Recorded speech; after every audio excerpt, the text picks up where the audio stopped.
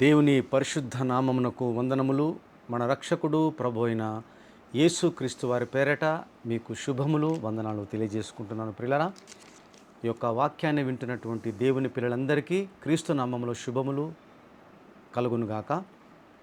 ఈరోజు మనం ఒక అద్భుతమైనటువంటి మెసేజ్ను వినబోతున్నాం. ప్రియులారా, ప్రపంచంలో ఉన్న కోట్ల మందిలో అనేకులకు తెలియని సత్యాన్ని ఈరోజు మనము తెలుసుకోబోతున్నాం. అలాగే ఈ యొక్క అంశము చాలా ప్రత్యేకమైనది, చాలా విలువ కలిగినది. క్రైస్తవ దేవుని పిల్లలందరూ కూడా విని గుర్తుపెట్టుకొని వాక్యమందు నిలవబడి ఆత్మీయ జీవితంలో సాగిపోవలసినటువంటి అవసరం ఉంది. ప్రియులారా, ఈ యొక్క అంశం అలాంటిది. నేటికి అంతు చిక్కని అదృశ్య పునాది. అదృశ్య పునాది అనేది ఒకటి ఉంది అని ప్రపంచంలో చాలామంది అదృశ్య పునాదిని చూడక, గ్రహించక, తెలుసుకోక ఉన్నారన్నది ఈరోజు మీరు విన్న తర్వాత అర్థమవుతుంది. ప్రియులారా, దయచేసి మీరంతా కూడా పూర్తిగా ఈ వాక్యాన్ని జాగ్రత్తగా వినాలి. ఎన్నో అద్భుతమైన విషయాలు ఈ వాక్యంలో ఈరోజు మీరు తెలుసుకుంటారు. ప్రియులారా, చాలా అవసరమైంది ప్రతి క్రైస్తవ దేవుని బిడ్డకు. ప్రపంచవ్యాప్తంగా ఉన్నటువంటి క్రైస్తవులందరికీ కూడా ఇది చాలా ప్రాముఖ్యమైనటువంటి అంశము. పునాది అనగా ఫౌండేషన్. ఫౌండేషన్ ఎంత స్ట్రాంగ్గా ఉంటే దానిపైన కట్టిన కట్టడం అంత గట్టిగా పటిష్టంగా బలంగా ఉంటుంది. ఫౌండేషన్ బలహీనంగా ఉంటే కట్టడం అనేది ఎక్కువ కాలం ఉండదు. ప్రియులారా, అందువల్ల మీరందరూ కూడా బహుజాగ్రత్తగా ఈ అంశమును విని సత్యాన్ని తెలుసుకోవలసిందిగా మీకు మనవి చేస్తున్నాను. ప్రియులారా, దేవుని సంగమా, ప్రపంచంలో ఉన్నటువంటి అనేకమైనటువంటి కట్టడాలు మనం చూస్తున్నాం. ఈ కట్టడాలలో ఎన్నో శిథిలమైపోయాయి, ఎన్నో కూలిపోయాయి, ఎన్నో కనుమరుగైపోయాయి. కొన్ని కట్టడాలు మాత్రం ఉన్నాయి. 7 వింతలు కట్టడాలలో 7 వింతలు. అందులో కొన్ని శిథిలమయ్యాయి, కొన్ని మరి బలంగా ఉన్నాయి. ప్రియులారా, మన దేశంలో ఉన్న తాజ్మహల్ అద్భుతమైన కట్టడం, చాలా అద్భుతంగా ఉంటుంది, చక్కగా ఉంటుంది, శిథిలం కాలేదు. చార్మినార్, హైదరాబాదులో ఉన్న చార్మినార్, అది కూడా కొంచెం రిపేర్ చేసినప్పటికీ ఇంకా బలంగా ఉంది. అంటే వాటి పునాదులు చాలా బలమైన అర్థం. ప్రియులారా, మరి మనం తెలుసుకోవలసిన అదృశ్య పునాది ఏమిటి? కనిపించే పునాది, పునాది మీద కట్టబడింది ఒకటి ఉంది అంటే దాని కింద పునాది ఉన్నట్టే. ప్రియులారా, మేకప్ చేసుకుంటారు చాలామంది స్త్రీలు. ఏం వేసుకుంటారండి? మేకప్ వేసుకుంటప్పుడు ఒకటి వేసుకుంటారు, ఫౌండేషన్ కదా. అంటే ఫౌండేషన్ వేసుకుంటారంటే ఆ మేకప్ క్రింద అది బలంగా ఉంటే దానిపైన మేకప్ చాలా అద్భుతంగా వస్తుందని. మరి అలాంటి ఫౌండేషన్స్ కూడా మేకప్ చేసే వాళ్ళకి తెలుసు. మరి నాకు అంతగా తెలియదు, కానీ కాస్తో కూస్తో తెలిసినందుకు చెప్తున్నాను మీకు. కనిపించేది కట్టడం క్రింద పునాది ఉంది అని మనం గ్రహిస్తున్నాం. ప్రియులారా, మరి కనిపించనిది ఒక పునాది ఉంది అని, అది ఏమిటో ప్రపంచంలో కోటాను కోట్ల మందికి తెలియదు. ఇది సత్యము, నమ్మాలి. నమ్మకపోతే బలవంతం ఏమీ లేదు, నమ్మితే మీరు ధన్యులు. ప్రియమైన దేవుని పిల్లలారా, కనిపించేది భూమి ఉంది. మనకు భూమి మీద ఉన్నాం, జీవిస్తున్నాం. ఈ భూమి మీద ఎన్నో కట్టడాలు కట్టినా కూడా, బలమైన కట్టడాలు, విలువైన కట్టడాలు, పటిష్టమైన కట్టడాలు ఉన్నా కూడా భూమి బలంగా ఉంది. కోట్ల సంవత్సరాల నుంచి భూమి తిరుగుతూ ఉంది తన చుట్టూతాను. కానీ భూమి ఎప్పుడు చెక్కు చెదరలేదు, భూమి శిథిలం కాలేదు. దాని మీద కట్టడాలు శిథిలమయ్యాయి తప్ప భూమి శిథిలం కాలేదు. అంటే భూమికి కూడా పునాదులు ఉన్నాయని మనం గ్రహించాలి. నేటికి శాస్త్రవేత్తలు అన్వేషిస్తున్నారు, భూమి పునాదులు ఏమిటి, ఎంత గట్టిగా ఉంటాయి, ఎంత బలంగా ఉంటాయని పరిశోధన చేస్తూనే ఉన్నారు శాస్త్రవేత్తలు, భూభౌతిక శాస్త్రవేత్తలు.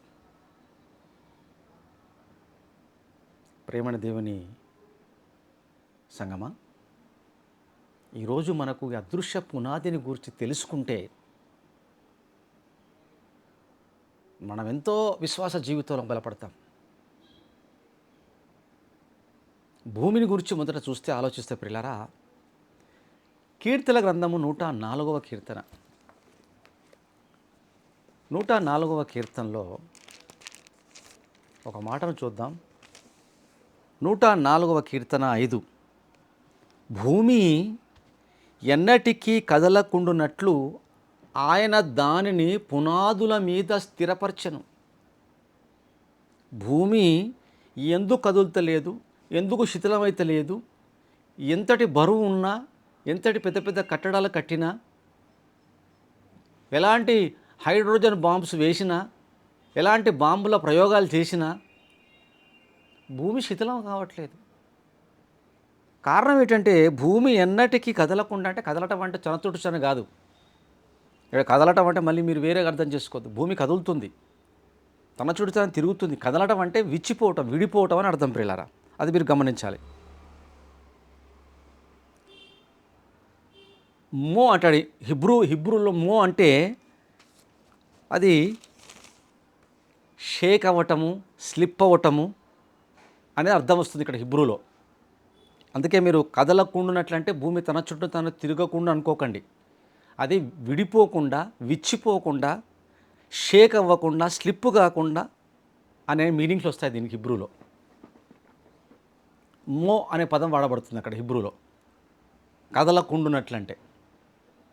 అంటే విడిపోకుండా, విచ్చిపోకుండా, అంత స్పీడ్గా భూమి తిరుగుతున్నా అది ముక్కలు కాకుండా, విడిపోకుండా బలమైన పునాదుల మీద దాన్ని స్థిరపరిచాడు భూమిని అని చెప్పాడు. ఎప్పుడో సైన్స్ లేనప్పుడే కీర్తన గ్రంథంలో ప్రియులారా. ఏమిటి పునాదుల మీద స్థిరపరిచాడంటే వాటికి ఉన్న పునాదులు ఏమిటని మనం పరిశీలిస్తే భూమికి ప్రియులారా, మీకా గ్రంథంలో ఉంటుంది. ఒకసారి చూద్దాం. మీకా గ్రంథము 6వ అధ్యాయము 2వ వచనము. తన జనుల మీద యెహోవా వాజ్యము కలదు, తన జనుల మీద యెహోవాకు వాజ్యము కలదు, ఆయన ఇశ్రాయేలీల మీద వాద్యమాడుచున్నాడు. నిశ్చలమైన భూమికి, నిశ్చలం అంటే చలించకుండా ఉండంటే విచ్చిపోకుండా, విడిపోకుండా, ముక్కలు కాకుండా అని అర్థం ఇక్కడ పాయింట్. నిశ్చలమైన భూమికి పునాదులుగా ఉన్న పర్వతములారా అన్నాడు చూడండి ఇక్కడ. అంటే భూమికి పునాదులు ఏమిటి? పర్వతాలు, కొండలు. భూమిలో కలిసి ఉంటాయి పర్వతాలు, భూమిని పట్టుకొని ఉంటాయి గ్రిప్తో పర్వతాలు.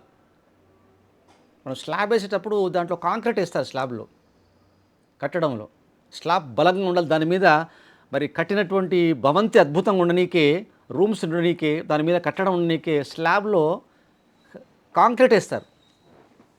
20 mm కాంక్రీటు, అట్లా అది బలమైనటువంటి కాంక్రీటు రాళ్ళు వేస్తారు స్లాబ్లో. అది లేకపోతే స్లాబ్ ఉండదు.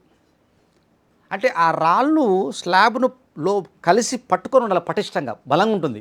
అలాగే భూమిలో కూడా పర్వతములు కొండలు కలిసి ఉండి గ్రిప్పుతో భూమిని అలాగ పటిష్టంగా పట్టుకొని ఉంటాయి అవి. ఎంత క్లియర్గా ఉంది చూసారండి బైబిల్లో. భూమికి పునాదులు పర్వతాలు. ప్రియమైన దేవుని సంగమా, ఎంత చక్కటి వాక్యము మనకు క్లియర్గా తెలియపరుస్తున్నాయి. భూమికి పునాదులు ఉన్నాయి. మీరు జాగ్రత్త వినాలి ఇప్పుడు ఇది. క్రీస్తుకు కోరిక, ఆ కోరికను కూడా మీరు ఒకసారి చూద్దాం. ఆయన ఆయన ప్రార్థనలో ఒక కోరికలో మనకు ఒక విషయం తెలుస్తుంది. అందుకే ఆ విషయం కొరకు మనము ప్రభువారి యొక్క ప్రార్థనను మనం ఒకసారి గమనిద్దాం ప్రియులారా. యోహాను సువార్త 17వ అధ్యాయంలో ప్రభువారి ప్రార్థనలో ఏమంటున్నాడో ఒకసారి మనం చూద్దాం ప్రియులారా. 17వ అధ్యాయం యోహాను సువార్త 24వ వచనం. తండ్రి, నేనెక్కడ ఉందునో అక్కడ నీవు నాకు అనుగ్రహించిన వారును నాతో కూడా ఉండవలననియు, నీవు నాకు అనుగ్రహించిన నా మహిమను వారు చూడవలననియు కోరుచున్నాను. జగత్తు పునాది వేయబడక మునిపే నీవు నన్ను ప్రేమించితివి. జగత్తుకు పునాది ఉంది, అది వేయక ముందు నన్ను ప్రేమించావు తండ్రి అంటున్నాడు. జగత్తుకు పునాది ఉంది, ఈ సృష్టికి పునాది ఉంది, ఈ భూమికి పునాది ఉంది. పిల్లరా, భూమికి పునాదులు ఉన్నాయి. మీరు జాగ్రత్త వినాలి ఇప్పుడు. అది మనకు అర్థమైంది, పర్వతాలని అర్థమైంది. భూమి పునాదుల గురించి ఒకసారి మళ్ళీ కొద్దిగా లోతుగా పోదాం. మనం కొంచెం లోతుకి వెళ్దాం. ఇర్మియా గ్రంథము 31వ అధ్యాయము 31వ అధ్యాయం ఇర్మియా గ్రంథము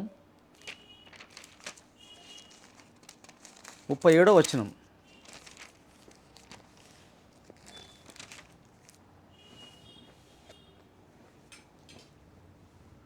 యెహోవా సెలవిచ్చినదేమనగా, పైనున్న ఆకాశ వైశాల్యమును కొలుచుటయు, క్రిందనున్న భూమి పునాదులను పరిశోధించుటకు శక్యమైన ఎడల.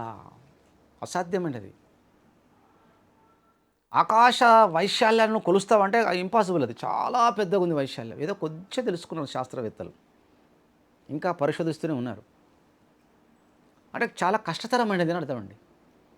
అలాగే భూమికి ఉన్న పునాదులు ఏవైతున్నాయో వాటి యొక్క పటిష్టత, వాటి యొక్క బలము, వాటి యొక్క నిర్మాణ వైశాల్యము అది ఎప్పుడు అయిందనేది తెలుసుకోవడంలో, పరిశోధించడంలో చాలా కష్టతరమైనదని చెప్తున్నాడు. నీకు శక్యం అవుతుందా? అది చాలా కష్టతరమైనదని చెప్తున్నాడు పిల్లరా. అంటే మనకు కీర్తిలో రాసినటువంటి భూమికి పునాదులు ఉన్న సంగతిని ఇర్మియా కూడా ఆమోదిస్తున్నాడు. ఇర్మియా గ్రంథంలో కూడా ఇర్మియా చెప్తున్నాడు ఏంటంటే భూమికి పునాదులు ఉన్నాయని చెప్తున్నాడు ఇక్కడ. అది దేవుని మాట, ఇది దేవుని మాటే. కనుక భూమికి పునాదులు పర్వతములు అని మనకు తెలిసిపోయింది పిల్లరా. ఇక మరి ఒక అద్భుతమైన విషయాన్ని చూద్దాం ఇప్పుడు. యోబు గ్రంథం 38వ అధ్యాయము. యోబు గ్రంథం 38వ అధ్యాయము 33వ వచనం. ఆకాశ మండలపు కట్టడలను నువ్వు ఎరుగుదువా? అది ఎవ్వరికి తెలియదు. ఇంతవరకు పరిశోధించలేకపోయారు. ఆకాశంలో ఏమి ఎప్పుడు జరుగుతుందో ఎవరు గ్రహించలేరు, తెలుసుకోలేరు. అవి ఎలా తిరుగుతున్నాయి, నక్షత్రాలు ఎక్కడ వెళ్తున్నాయి, సూర్యుడు, చంద్రుడు, సౌర కుటుంబము, పాలపుంత, మిల్కీవే, బ్లాక్ హోల్స్, చాలా విచిత్రమైనటువంటి సృష్టిని, వాటి యొక్క రూల్స్ అండ్ రెగ్యులేషన్స్ నీకు తెలియదు కదా. ఈ సృష్టించడానికి తెలుస్తాం, మనకు తెలియదు అది. ప్రియులారా, దానికి ఆకాశ వైశాల్యం అంతటికి భూమి మీద గల ప్రభుత్వమును నీవు స్థాపింపగలవు. అంటే ఇది ఒక పాయింట్ మనకు అర్థమవుతుంది. అంటే ఆకాశ వైశాల్యం ఉంది, దానికి ఒక రూల్స్ ఉన్నాయి, దానికి సంబంధించిన కనెక్షన్ అంతా కూడా భూమి మీద ఒక ప్రభుత్వం ఉంది, అంటే గవర్నమెంట్ ఉంది, అధికారం కలిగినటువంటిది. అంటే ఆకాశ వైశాల్యానికి సంబంధించిన అధికారం భూమి మీద ఉందట, లింకు దానికి. ఇది ఎవరికి తెలుసు అండి? ప్రపంచంలో చాలా తక్కువ మందికి తెలుసు. ఆకాశ వైశాల్యం అంతటికి కూడా సంబంధించినటువంటి ఒక ప్రభుత్వం భూమి మీద ఉంది. భూమికి పునాదులు ఉన్నాయి, భూమి మీద ఒక ప్రభుత్వం ఉంది. ఇది మనకు తెలిసి ఇప్పటివరకు తెలిసింది. మనకు జాగ్రత్త వినాలి మీరు. భూమి ఉంది, భూమికి పునాదులు పర్వతాలు ఉన్నాయి, అది మనకు అర్థమైంది. ఆ భూమి పటిష్టంగా ఉంది, ఆ భూమి మీద ఒక ప్రభుత్వం ఉంది అని చెప్పాడు. ఇంతవరకు మనకు అర్థమైంది. ఇక్కడ అంటే విశ్వానికి పునాది భూమి మీద ఉన్నది. ఏమిటి ఆ పునాది అనేది మనం తెలుసుకోవాలి. ఇప్పుడు మళ్ళీ చెప్తున్న జాగ్రత్త వినాలి మీరు. భూమి ఉంది, భూమికి పునాదులు ఉన్నాయి, పర్వతాలు. ఓకే, రైట్, అర్థమైపోయింది మనకు. అది దాని మీద ఒక ప్రభుత్వం ఉంది అంటున్నాడు. మళ్ళీ భూమి మీద ఉందట ప్రభుత్వం. ఆ ప్రభుత్వానికి విశ్వానికి సంబంధించిన కనెక్షన్ అంతా కూడా ఆ ప్రభుత్వం మీదనే ఉందట. అంటే విశ్వం ఏమి కావాలి, ఏమవుతుంది, ఏమి జరుగుతుంది, ఎలా ఉండాలి, ఏంటన్న సంగతి, ఎప్పటి వరకు ఉండాలి, ఆ వైశాల్యం అంతా, ఆకాశ వైశాల్యం ఎప్పుడు శిథిలమైపోవాలి, ఎప్పుడు నాశనం అయిపోవాలి, వీటికి సంబంధించినంతటి కూడా ప్రభుత్వము భూమి మీద ఉన్నది. ఆ ప్రభుత్వము మళ్ళీ దానికి పునాది. అర్థమైందండి? చూద్దాం ఇప్పుడు బైబిల్. కొరింథీయులకు రాసిన మొదటి పత్రిక 3వ అధ్యాయము. కొరింథీయులకు రాసిన మొదటి పత్రిక 3వ అధ్యాయము 10-11 వచనములు ప్రియులారా. దేవుడు నాకు అనుగ్రహించిన కృప చొప్పున నేను నేర్పరి అయిన శిల్పకారుని వలె పునాది వేసి తిని. పౌలు అంటున్నాడు, పునాది వేశాడు. పౌలు వేశాడు పునాది. మరి ఒకడు దాని మీద కట్టుచున్నాడు. ప్రతివాడు దాని మీద ఏలాగో కట్టుచున్నాడో జాగ్రత్తగా చూచుకొని వలను. వేయబడినది తప్ప మరొక పునాది ఎవడును వేయ నేరడు. ఈ పునాది యేసుక్రీస్తే. ప్రపంచంలో కోట్ల మందికి తెలియని అదృశ్యపు పునాది యేసుక్రీస్తు. క్రీస్తును నమ్మని వారు ఎందరో ఉన్నారు. క్రీస్తే పునాది అంటే నమ్ముతారా చెప్పండి? అదృశ్య పునాది, కనపడాడు యేసుప్రభు గారు. భూమి మీద ప్రభుత్వం ఉంది, ప్రభుత్వానికి పునాది యేసుక్రీస్తు అన్నాడు. ఆకాశ వైశాల్యము, ఎంటైర్ యూనివర్స్కి పునాది యేసుక్రీస్తు. ప్రభుత్వం ఉంది భూమి మీద.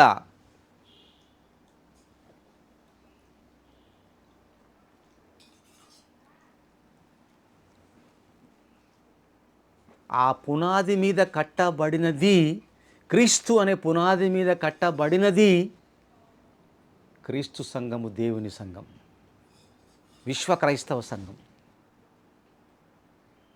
ఆ సంఘ ప్రార్థనలు, ఆ సంఘ భారము, ఆ సంఘ సువార్త సేవ క్రీస్తు యొక్క అధికారం ఆ సంఘానికి ఉంది ప్రియులారా. ఆ సంఘానికి ఉన్న అదృశ్య పునాది యేసుక్రీస్తు ద్వారా నడిపించబడుతుంది. కనుక ఆ సంఘానికి పునాది యేసుక్రీస్తు కనుక, ఆ ప్రభుత్వానికి పునాది యేసుక్రీస్తు కనుక, ఈనాటి వరకు ఎందరో ప్రయత్నాలు చేశారు సంఘాన్ని సర్వనాశనం చేయాలి, కనబడకుండా చేయాలని. వేల సంవత్సరాల నుండి కష్టపడ్డారు ఎందరో, కనుమరుగైపోయారు, భూమిలో కలిసిపోయారు. కానీ క్రీస్తు సంఘము కనుమరుగు కాలేదు. నేటికి బ్రతికే ఉంది సంఘం. ఎన్ని హింసలను భరించింది, మారణ హోమాన్ని భరించింది, హత్యలను భరించింది, అవమానాలను భరించింది, హింసలను భరించింది. నిలబడింది సంఘం. కారణం ఆ సంఘానికి పునాది యేసుక్రీస్తు కనుక ఆ సంఘం ఇప్పటికి నిలబడింది ప్రియులారా. ఆ సంఘం ప్రభుత్వం, విశ్వానికి ప్రభుత్వం అంటున్నాడు ప్రియులారా. ఇంకొక మంచి మాట చూస్తారా, మీరు ఆశ్చర్యపోతారు. ఇప్పుడు చూడాలి మీరు. మొదటి సమూయేలు గ్రంథము 2వ అధ్యాయము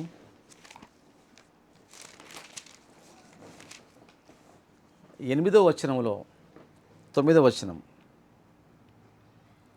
భూమి యొక్క స్తంభములు యెహోవా వశం. భూమికి స్తంభాలు ఉన్నాయని చెప్తుంది ఇక్కడ. మళ్ళీ ఒక పాయింట్ దొరికింది మనకు. లోకమును వాటి మీద ఆయన నిలిపి ఉన్నాడు. స్తంభాలు ఉన్నాయి ఏమండి. ఆ స్తంభాల మీద లోకం నిలబడి ఉంది. తన భక్తుల పాదములు త్రొట్టిల్లకుండా ఆయన వారిని కాపాడును. మళ్ళీ భక్తులు అన్నాడు, ఇక్కడ స్తంభాలు అన్నాడు. జాగ్రత్త వినాలి ఇప్పుడు మీరు. అంటే స్తంభాలకు భక్తులకు ఏదో సంబంధించి ఉంది, కానీ ఎన్ని స్తంభాలు చెప్పలేదు.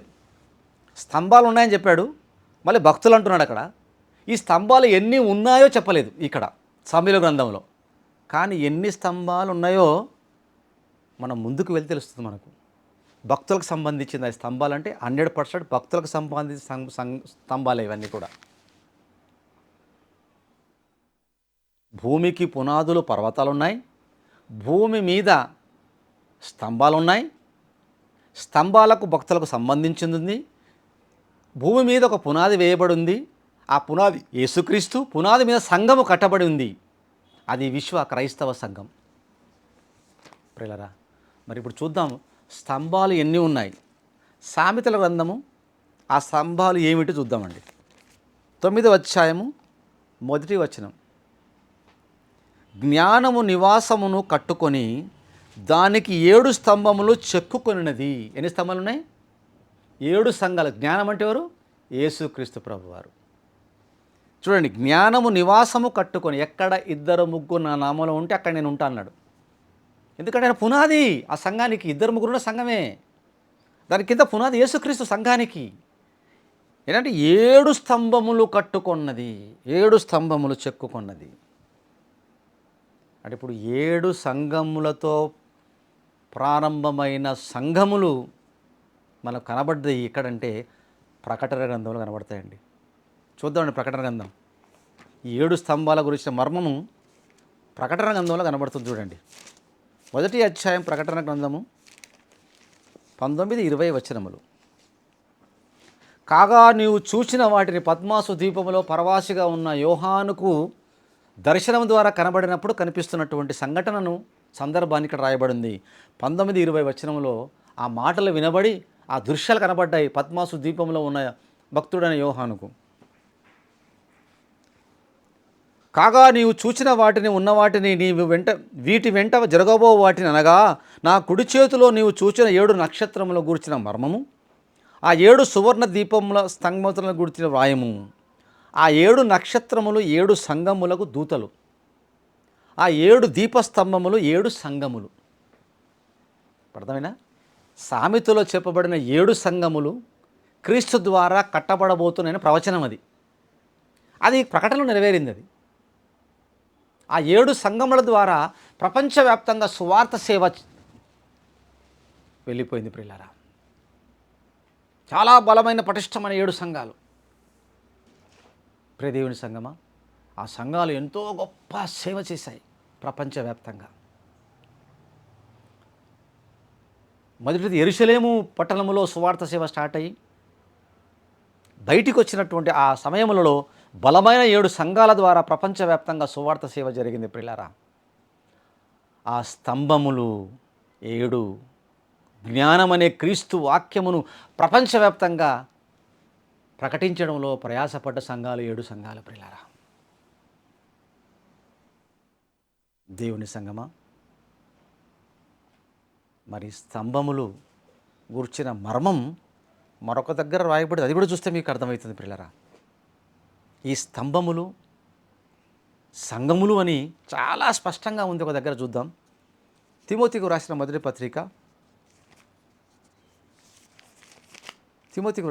పత్రిక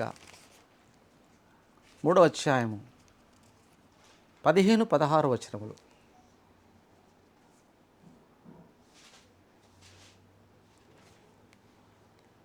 తిమోతికు రాసిన మొదటి పత్రిక 3వ అధ్యాయము 15-16 వచనంలో చూద్దామండి.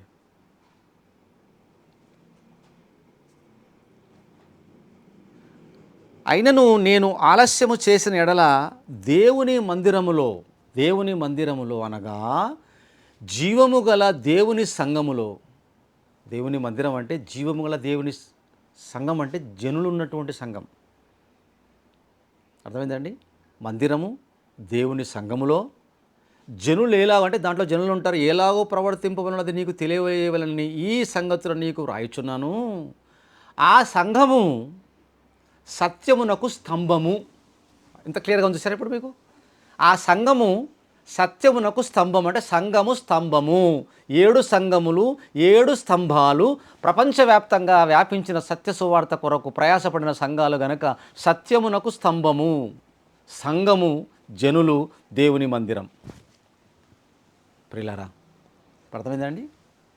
అదృశ్య పునాది యేసుక్రీస్తు. ఆ అదృశ్య పునాదిని ఎవరు కదిలించలేరయ్యా.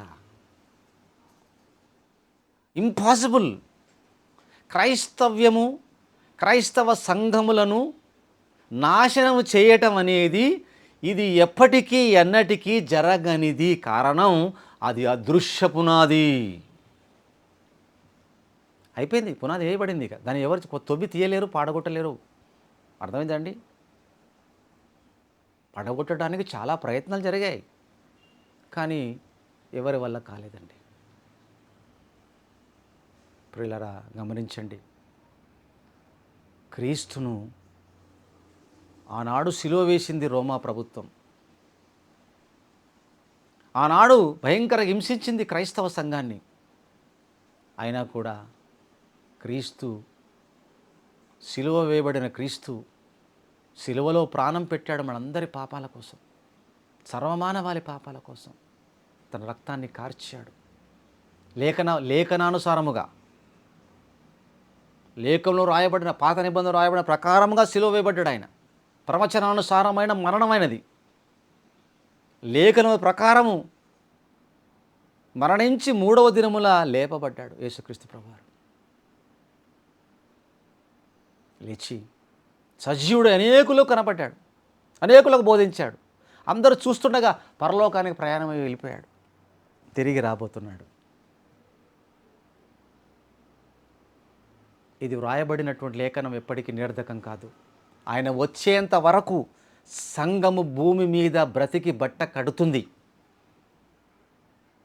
ఎలాగైతే పాత నిబంధనలో రాయబడిన ప్రవచనాలు నెరవేరాయో, క్రొత్త నిబంధనలు రాయబడిన ప్రవచనాలు కూడా నెరవేరబడాలి. కనుక సంఘం ఉండాలి, యేసు రాకడ వరకు ఉండి తీరాలి. భూమికి పునాదులు ఉన్నాయి, అది ఎప్పుడు? కొంతకాలమే ఉంటాయి. యేసు రాకడ వరకు ఉంటుంది భూమి. యేసు వచ్చిన తర్వాత ఏ సంఘం అయితే ఉందో భూమి మీద, ఆ సంఘానికి అదృశ్య పునాదిగా గట్టిగా, బలంగా, పటిష్టంగా వేయబడిందో యేసుక్రీస్తు అనే ఆ పునాది, ఆ యేసే వచ్చి పునాదులు గల పట్టణమైన పరలోకాన్ని తీసుకెళ్ళిపోతాడు ఆ సంఘాన్ని, విశ్వ క్రైస్తవ సంఘాన్ని. ప్రియులారా, సార్వత్రిక సంఘాన్ని.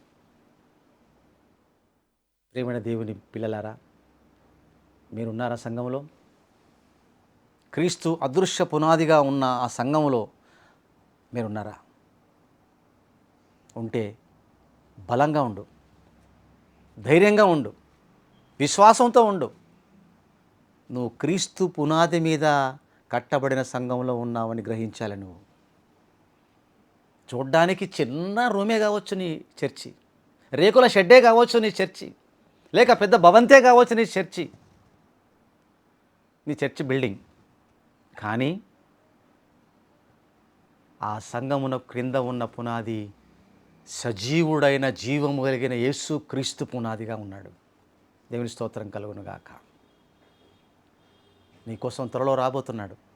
పునాదులు గల పట్టణమైన ఆ మహా గొప్ప పరలోకాన్ని తీసుకువెళ్ళటానికి, యుగయుగాలు ఉండటానికి, నేను తీసుకెళ్ళటానికి ఆయన త్వరలో రాబోతున్నాడు. కనుక విశ్వాసమందు స్థిరంగా ఉండు. ఎలాగైతే పునాది స్థిరంగా ఉందో సంఘములో, నువ్వు కూడా స్థిరంగా ఉండి బలపడి ఆత్మీయ జీవితంలో ఎప్పటికీ తొలగిపోకుండా, సమస్యలు, కష్టాలు, ఇరుకు, ఇబ్బందులు, అవమానాలు ఎన్ని వచ్చినప్పటికీ సహించి భరించి ప్రభువును బట్టి, ప్రభు నామాన్ని బట్టి నువ్వు బలపడాలి.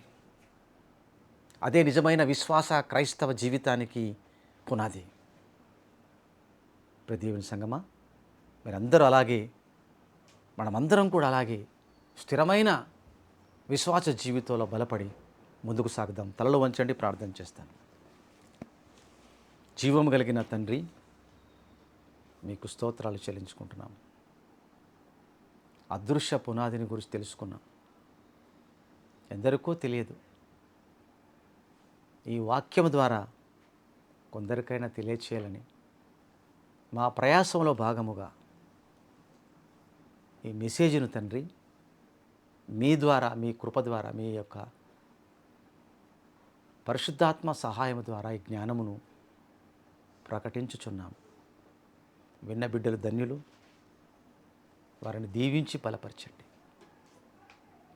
క్రీస్తు పునాది మీద సంఘములో వాళ్ళు బలపడే విధంగా మీ యొక్క కృపను, మీ నిండినటువంటి దీవెనలు ఈ వాక్యాన్ని విన్న బిడ్డలందరికీ అనుగ్రహించి దీవించుమని ఈ ప్రార్థన మీ ప్రియకుమారుడైన యేసుక్రీస్తు వారి పేరిట ప్రార్థించి మిక్కిలి వినయముతో వేడుకొనుచున్నాము తండ్రి.